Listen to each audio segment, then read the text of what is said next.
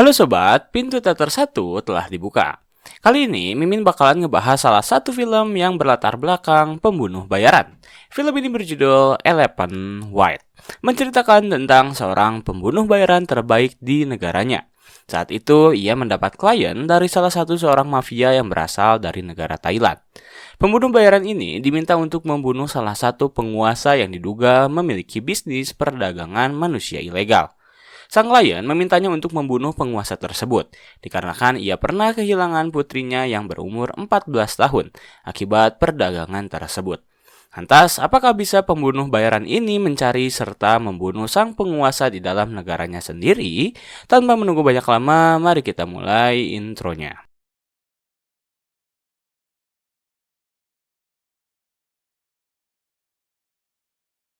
Sini mulai dengan menampilkan tiga pria yang terlihat sedang bersenang-senang dengan wanita yang baru saja mereka culik. Terlihat pula wanita yang mereka culik sangat menikmati narkoba yang mereka berikan. Namun tentu hal tersebut bukanlah hal baik, karena mereka menculik dan menyuruh para wanita itu untuk menikmati narkotika. Di luar gedung, seorang pria berkulit hitam bernama Kurti Kurch terlihat sedang memantau ketiga pria tersebut yang baru saja keluar dari gedungnya. Setelah mereka menikmati para wanita yang baru mereka culik. Karena melihat ketiga targetnya telah keluar, lantas Kurti langsung pergi ke toilet. Di sana ia merakit sebuah bom dengan bahan yang telah ia siapkan.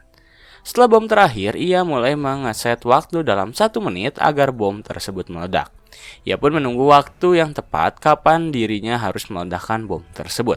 Waktu bergulir, ketika waktu menunjukkan 5 detik tersisa, Kurti langsung melemparkan bom tersebut dan segera bersembunyi. Tak lama kemudian, ledakan muncul yang membuat ketiga pria tersebut terpental. Berhasil membuat mereka hancur, Kurti lalu mengeluarkan seorang pria yang diduga adalah musuh ketiga pria itu. Hal itu Kurti lakukan karena ia ingin mengadu domba mereka. Setelah misinya selesai, Kurti lantas menemui kliennya. Sesuai dengan kesepakatan, $10.000 per kepala. Dan Kurti berhasil membunuh 6 orang. Total 60.000 berhasil Kurti dapatkan. Ia berterima kasih kepada Kurti karena berkatnya ia merasa putrinya yang telah menghilang berasa masih hidup. Kemudian scene berpindah kepada seorang pria yang merupakan pedagang senjata ilegal. Saat itu ia sedang bermain kasino dengan senjata andalannya yang akan ia perjualkan. Namun ketika dirinya melihat keberadaan Kurti, pria yang bernama English itu langsung berlari menghindarinya. Kurti tak menyerah, ia juga langsung mengejar English kemanapun dirinya pergi. Beruntung, Kurti akhirnya bisa menangkap English saat dirinya tertabrak dan berusaha untuk kabur kembali.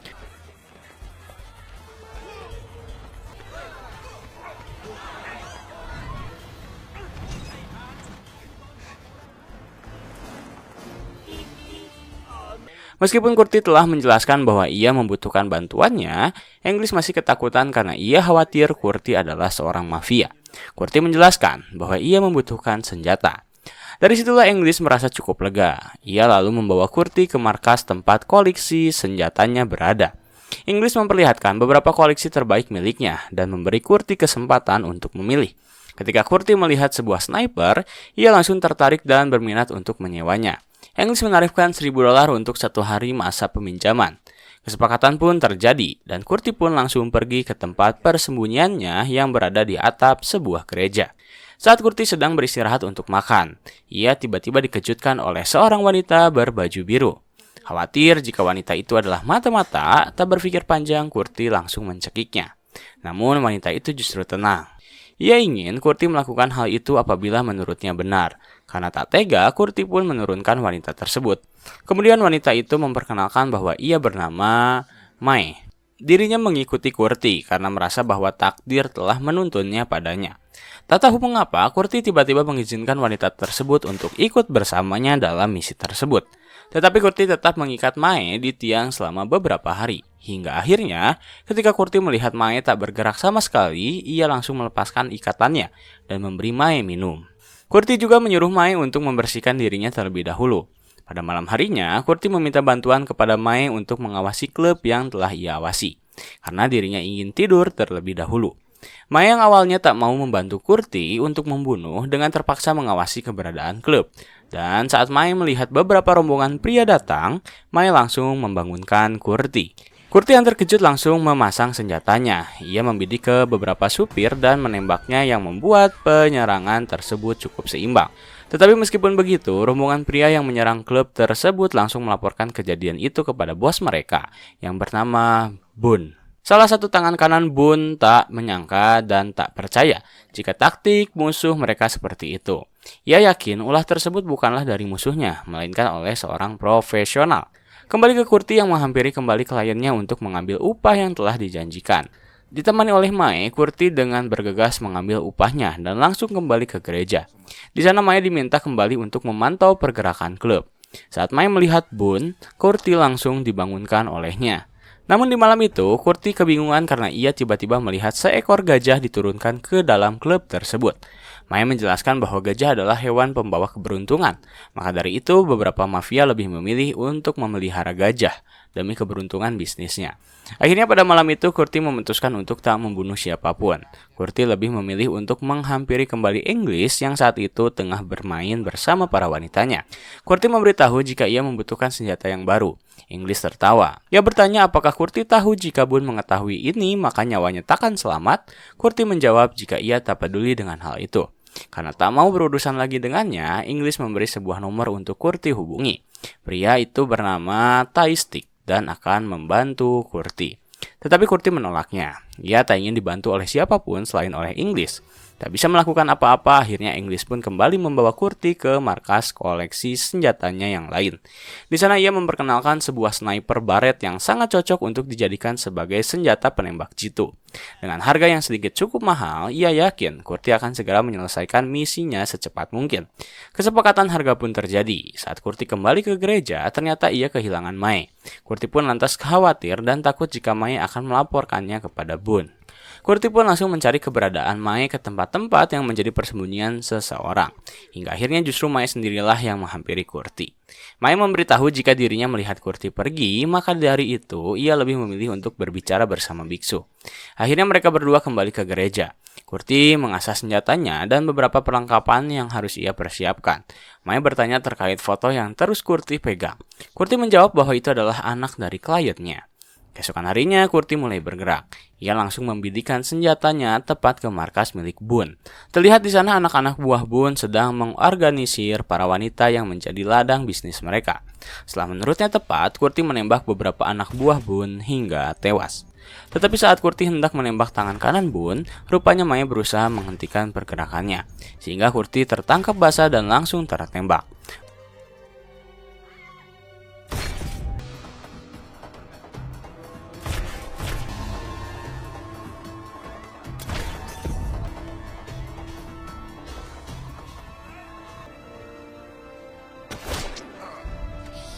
Beruntung, Kurti berhasil melarikan diri.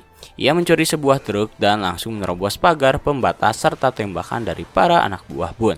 Ketika Kurti sedang berkendara, ia tiba-tiba mendengar suara tangisan di dalam truknya.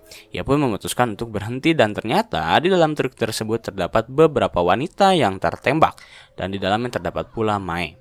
Karena merasa kasihan, Kurti langsung menyuruh para wanita itu untuk segera melarikan diri. Namun mereka menolaknya. Mae menjelaskan jika mereka sedang dalam pengaruh narkoba dan sangat takut untuk kabur. Karena jika mereka kabur, maka Boone akan segera mengejarnya dan membunuhnya. Akhirnya Kurti memutuskan untuk membiarkan truk tersebut terbuka dan segera mengajak Mae pulang. Di tengah perjalanan menggunakan taksi, konsentrasi Kurti tiba-tiba menghilang. Ia tak bisa mengontrol dirinya sendiri akibat pengaruh peluru yang tertancap di bahunya. Karena melihat Kurti yang perlahan tak sadarkan diri, Mae pun memutuskan membawanya kepada biksu. Di kuil, Kurti diobati oleh para biksu. Sementara di tengah ketidaksadarannya, Kurti tiba-tiba dimimpikan oleh Mae yang membicarakan jika ia akan mengobati dirinya. Terkejut dengan mimpi tersebut, Kurti tiba-tiba terbangun. Dalam kondisi masih setengah tak sadar, Kurti tiba-tiba bangkit begitu saja. Ia langsung kembali menjalani misinya. Di tengah-tengah menjalani misi, Kurti melihat keberadaan English yang sedang diawasi oleh anak buah Boone. Lalu, Kurti pun segera menghampiri English untuk berbicara.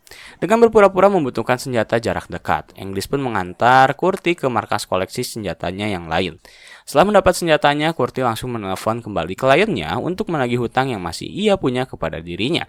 Namun karena teleponnya dimatikan begitu saja, Kurti langsung memantau pergerakan kliennya tersebut yang ternyata bersembunyi dalam bisnisnya sendiri. Alhasil Kurti berpura-pura masuk sebagai pelanggan. Ia memilih wanita yang akan memuaskan dirinya, lalu alih-alih memakai wanita tersebut, Kurti bertanya di mana keberadaan bosnya. Wanita itu tak mau menjawab. Ia justru berteriak dan memberitahu pegawai bahwa pria keturunan Negro itu berusaha untuk membunuh bos. Akhirnya para anak buah kliennya dengan cepat datang dan berusaha untuk menghadang pergerakan dari Kurti. Kurti yang telah siap dengan semua itu bergerak dengan cepat. Ia menghajar seluruh anak buah kliennya dan juga menembakinya.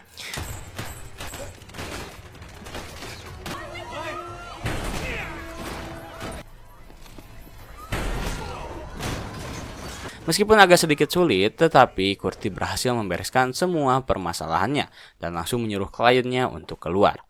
Di tengah ketakutan, klien Kurti menyerah. Ia membayar semua hutangnya dan memberi $1 juta kepada Kurti untuk membunuh penasehat Boone. Kliennya benar-benar membayar kontan untuk pembunuhan tersebut tepat di mata Kurti sendiri. Kurti bertanya, mengapa tak Boone yang ia bunuh? Kliennya menjawab jika Boone tengah sakit-sakitan. Tak lama lagi, ia akan segera tewas. Kurti pun setuju, lalu ia segera pergi dari sana. Lalu scene berpindah kepada English yang diinterogasi oleh penasihat Boone terkait siapa orang yang telah menyewa senjatanya. Awalnya English tak mau menjawab. Karena ia terus-menerus disiksa, akhirnya English menyerah. Ia memberitahu bahwa yang menyewa senjatanya adalah seorang pria bernama Kurti Kurtz. English diberi pertanyaan, di mana keberadaan pria tersebut. Namun sekali lagi, ia tak bisa menjawabnya. Di satu sisi, Kurti yang saat itu sedang tertidur tiba-tiba kembali bermimpi. Kali ini ia memimpikan didatangi oleh seekor gajah yang menganugerahinya suatu kekuatan. Setelah itu Kurti tiba-tiba bergerak dengan cepat, membunuh seluruh anak buah dari Boone dan juga membunuh penasihat Boone, sesuai dengan yang kliennya inginkan.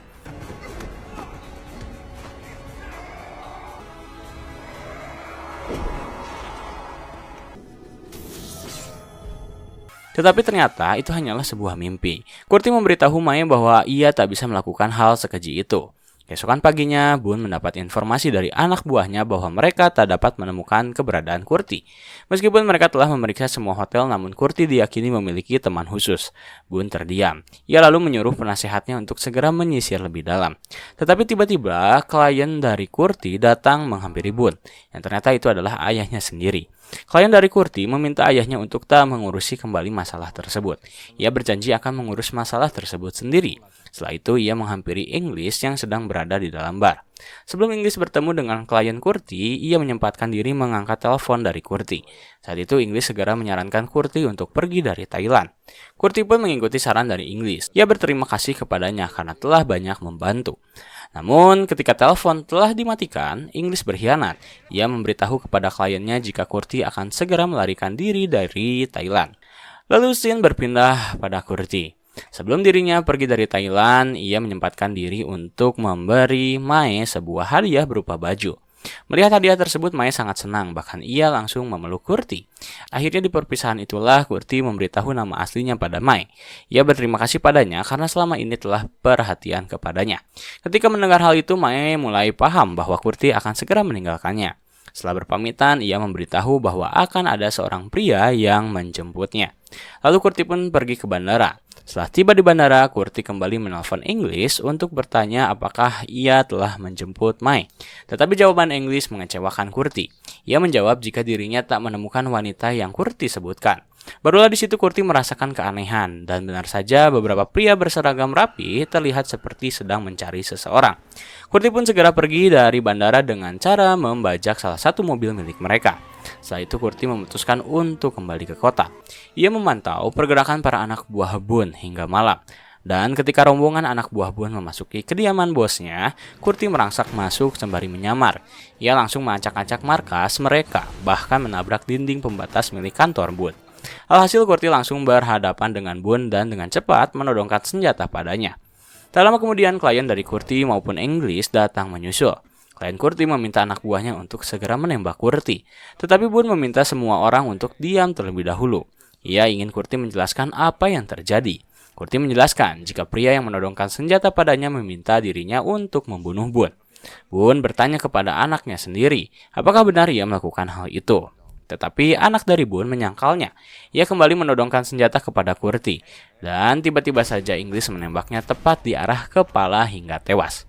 Melihat bosnya ditembak, lantas anak buah mereka turut menembak English di perutnya. Di tengah kekacauan ini, Kurti masih menodongkan senjata tepat ke arah kepala Bun. Ia meminta kepada Bun untuk segera mengeluarkan seorang wanita bernama Mai. Bun kebingungan, ia tak pernah mendengar nama itu. Lalu Kurti pun berusaha mencari foto dari koleksi Bun, dan Kurti pun menemukannya. Saat Kurti menunjukkan foto tersebut kepada Bun, ia tertawa. Bun memberitahu bahwa Mai adalah anaknya yang tewas 30 tahun yang lalu. Mendengar hal tersebut, Kurti tiba-tiba terdiam. Disitulah ia baru menyadari mengapa perkataan Mai selalu aneh. Ia juga menyadari mengapa Mai bisa masuk ke dalam mimpinya, dan mengapa saat ia berada di taksi, sang pengemudi menyebutnya gila. Kemudian Bun menawari kembali kesepakatan mereka, dan Bun langsung menyetujuinya tanpa berbicara apa-apa. Ia memberitahu jika uang miliknya berada di dalam mobil. Setelah itu, Kurti meminta semua anak buah Bun untuk menurunkan senjata. Lalu ia mengajak English untuk segera pergi dari tempat tersebut. Sebelum pergi, Kurti terlebih dahulu memastikan semua wanita yang menjadi korban dari perdagangan Bun diselamatkan terlebih dahulu. Mereka dimasukkan ke dalam truk, dan English bersama Kurti pun membawanya pergi. Saat di tengah perjalanan, Kurti tiba-tiba berubah pikiran. Ia meminta English untuk membawa mereka semua pergi, karena Kurti harus kembali untuk menemui Mai yang entah bagaimana wujudnya. Tamat.